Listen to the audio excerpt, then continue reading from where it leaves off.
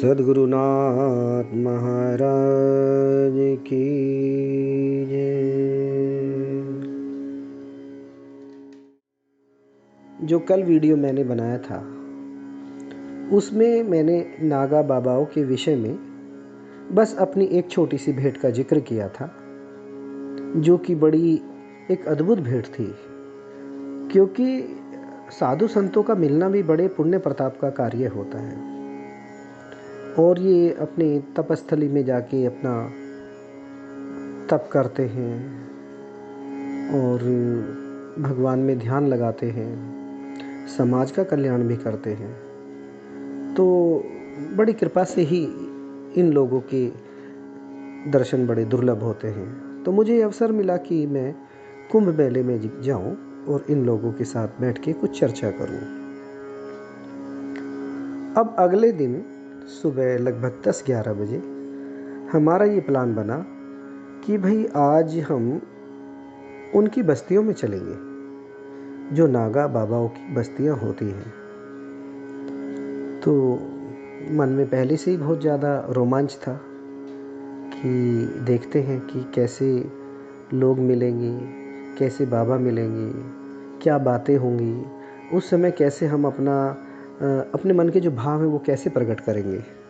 तो ऐसी स्थिति के बीच ही पूरे हरिद्वार हर की पौड़ी से होते हुए ये हरिद्वार का जो बाज़ार है इसे पार करते हुए एक पूरी की पूरी बस्ती नागा बाबाओं की बनाई गई थी।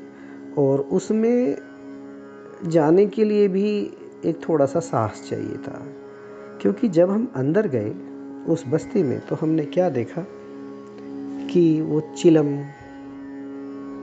और बाबाओं की धुनी और जो वहाँ का जो माहौल था वो विदेशियों से भरा हुआ था। बहुत सारे विदेश से लोग आए हुए थे और सब अपने अपने जो उनको दिए गए थे, जो कुटिया बना के दी गई थी या जो थोड़ा स्थान दिया गया था, वो अपनी अपनी परंपरा, अपने अपने अखाड़े, अपने अपने मठों के हिसाब से बैठे हुए थे और अपनी अपनी वार्ताओं में संलग्न थे। कुछ ऋषि महात्मा भी थे, सभी नागा नहीं थे वहाँ पे। तो लेकिन मन में यही था कि आज इनसे मिलेंगे और बहुत सारी ध्यान साधनाओं की बातें इनसे करेंगे।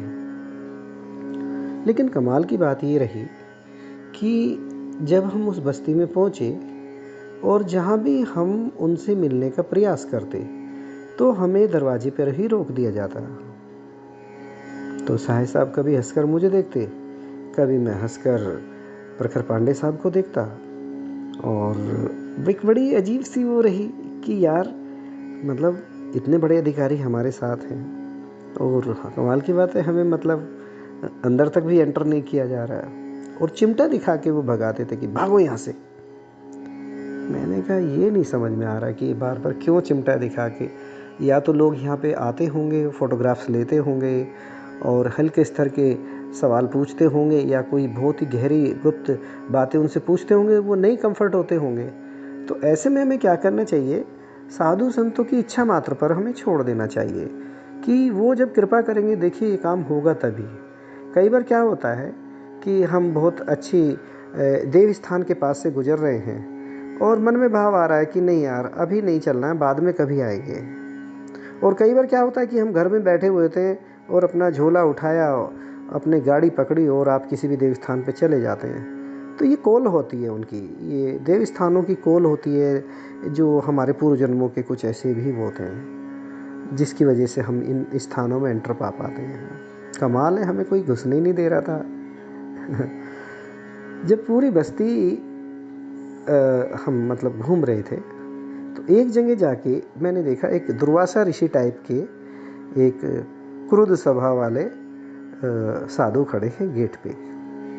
तो मैंने उनसे जाके हाथ जोड़ के प्रार्थना की कि महाराज क्या हमें आपके मठ में एंट्री मिलेगी, हम थोड़ा सा मिलना चाहते हैं आप लोगों से। तो वो तो एकदम उग्र हो गए, बड़ी तेज निगाहों से, तीक्ष्ण निगाहों से मुझे देखा। अपना चिमटा पता नहीं सभी के हाथ में रहता है ज़्यादातर। कहने लगे भाग यहाँ से और आप भी चलो, भागो चलो यहाँ से। मैंने कहा कि आप नाराज़ क्यों हो रहे हैं, कहने लगे कि जा रहा है, नहीं जा रहा है।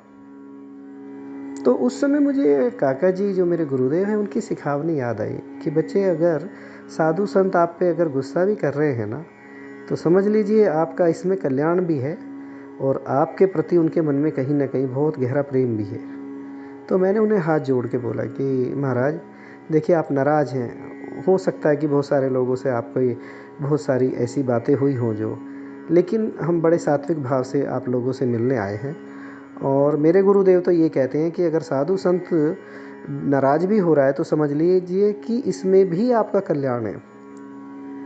और उसी समय अचानक कुछ एक परिवर्तन हुआ कि वो जो दुर्वासा ऋषि टाइप के जो संत थे, उनके पीछे एक ऊंचा सा सिंहासन लगा था, जिस पर एक बड़े ही साधारण अवस्था में एक गुरु बैठे हुए थे। वो गुरु गद्दी पर आसीन थे और बहुत ही सिंपल एक कुर्ता पजामा पहने हुए। तो उन्होंने उन दुर्वासा से कहा कि अरे सुनो, इन तीनों को अंदर आने दो, इन्हें कोई नहीं रोकेगा। तो मन में बड़ा एक वो सुकून हुआ कि चलो, ईश्वर ने अब हमारी सुनी। हम तो इनकी बस्तियों में सोच रहे थे कि जगह जगह बैठेंगे, बात करेंगे, हमें तो एंट्री तक भी कहीं पे नहीं मिल रही है।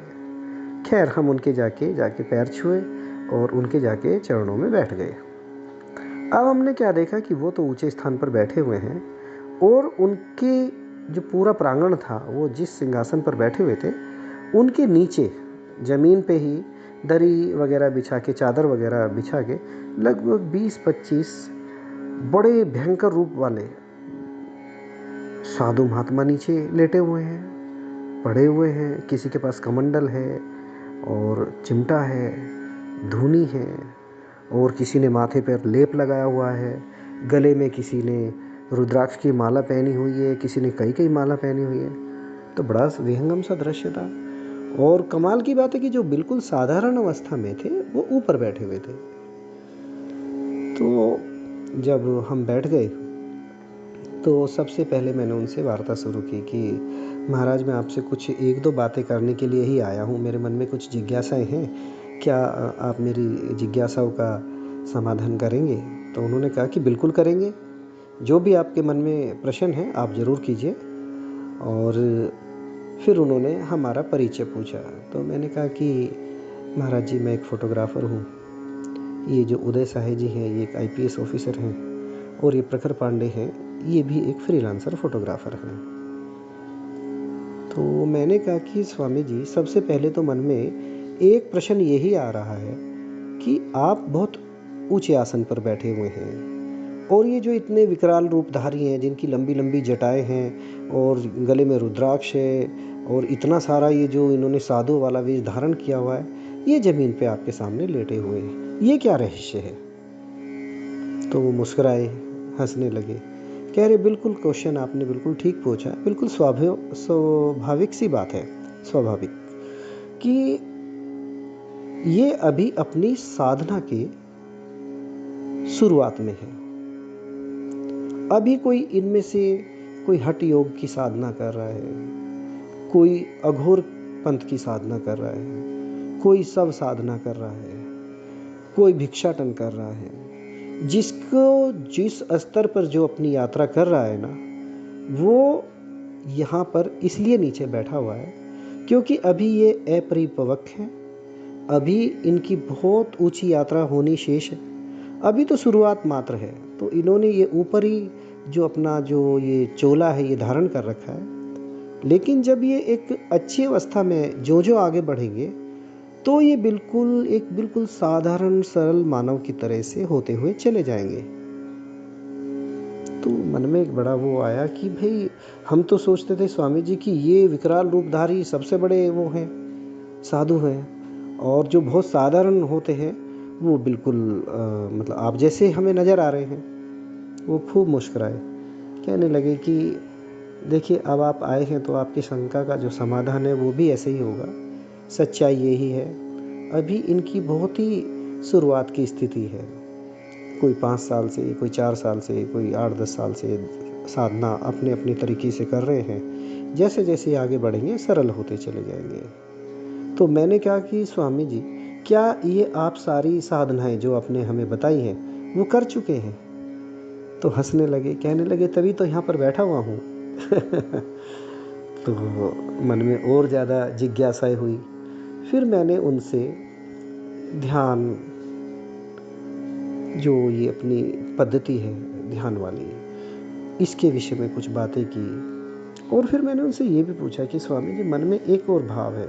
हम नागा बाबाओं के बारे में, साधुओं के विषय में समझते रहते हैं, जानते रहते हैं, समझने का प्रयास करते हैं कि ये कुंभ शुरू होने से पहले कहाँ से आते हैं और कुंभ को समाप्त होने के बाद में ये सब कहाँ अंतर्ध्यान हो जाते हैं, कहाँ गायब हो जाते हैं। उन्होंने बताया कि देखो बेटा, ऐसा कुछ भी नहीं है। सब अलग अलग अखाड़ों से, मठों से और गुफाओं से, और क्योंकि ये 12 साल में एक बार कुंभ का मेला लगता है, तो सब लोग अपना ध्यान साधना जो करते हैं उसका फल पाने के लिए, एक आम समाज के लोगों से अपना एक सामंजस्य बैठाने के लिए और यहाँ पर आते हैं। और इसमें ये फिर शाही स्नान वगैरह भी करते हैं। और इनके अलग अलग मठ हैं, अलग अलग अखाड़े हैं। तो जो उन्होंने बताया और उस समय जो मेरी समझ में आया, तो मुझे बहुत अच्छा लगा कि आज हम एक इतने उच्च कोटि के महाराज से मिले, जो कि सर्वोपरि हैं, महामंडलेश्वर उनकी उपाधि थी। तो उन्होंने बताया, जब बातचीत का सिलसिला चलता रहा, कि शादरा में ही हमारा इस जगह अखाड़ा है और आपको कभी समय मिले तो आप ज़रूर आइएगा। तो ये भी एक रोचक विषय है कि आज तक हम तीनों में से कोई भी उनके मठ या अखाड़े तक नहीं पहुंच पाया, जबकि उन्होंने बुलाया था। लेकिन मेरा ऐसा प्रबल विश्वास है, ऐसा मानना है कि जब तक वहाँ से कॉल नहीं होगी, जब तक वहाँ से नहीं बुलाया जाएगा, आप किसी भी कीमत पर वहाँ नहीं जा सकते। इसके अलावा जो साहे साहब थे, उन्होंने भी बहुत ही ज़्यादा गूढ़ शब्दार्थों के बहुत अच्छे अच्छे उनसे सवाल जवाब किए, जो कि हमें संतुष्ट करने के लिए पर्याप्त थे। तो चूँकि मैं उनके साथ रहा और मैंने उनको समझा, तो वास्तव में उन्होंने भी हमारी ही भाषा में, हमारे ही स्तर को देखते हुए उतने ही स्तर वाले जवाब दिए। सच्चाई ये है कि उसका रहस्य मैं अभी तक भी नहीं जान पाया अच्छे ढंग से कि ये आते कहाँ से हैं और कहाँ चले जाते हैं। इतने साधु संतों का जमावड़ा, हजारों की संख्या में ये होते हैं और फिर कहाँ पे अदृश्य हो जाते हैं। इस घटना के बाद में हम वहाँ से चल दिए और आके अपने निवास पर फिर रुके। अगले दिन एक शाही स्नान होना था। उस शाही स्नान का हमने पहले दिमाग में एक वो बना रखा था मैप कि यहाँ पे वो आएंगे, क्योंकि गंगा के दूसरे तरफ से तो फ़ोटो शूट करना बहुत भारी था। तो हमने सोचा कि हम बाज़ार की तरफ आकर आज शूट करेंगे। और फिर वो, क्योंकि ये शस्त्रधारी भी होते हैं, नागा साधु जो होते हैं शस्त्रधारी होते हैं, और लाठी हाथ में थी, तलवारें हाथ में थी, और ये अपने अपने अखाड़ों के उद्घोष करते हुए चल रहे थे।